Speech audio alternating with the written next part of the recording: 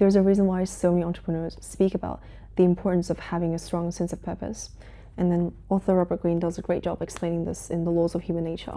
When we flip to chapter 13 on advancing with a strong sense of purpose, he explains this idea with military history, where we usually see two types of armies, ones that can fight for money or for the job itself, and another that fights for a greater cause or an idea.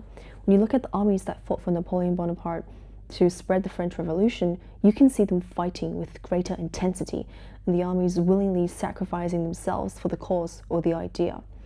This type of fighting for a cause or a purpose is known as a force multiplier, and this is when the greater the connection to the cause, the higher the morale, which translates into greater force. This is also relevant to life. Robert has mentioned that when you operate with a high sense of purpose, all your decisions and actions have greater power behind them because they are guided by a central idea and purpose. He's also listed 3 main strategies to develop a higher sense of purpose.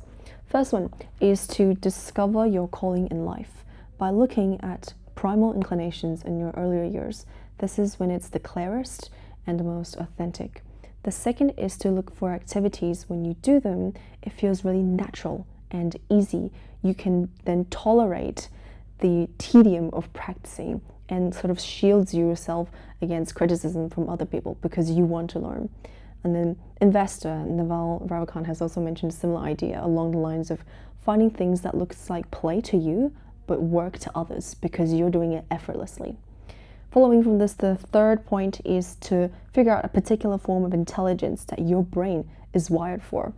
In the book Frames of Mind, the psychologist Howard Gardner lists specific types of intelligence for which people have a natural aptitude in. These could be logic, mathematics, music, words, whatever it is.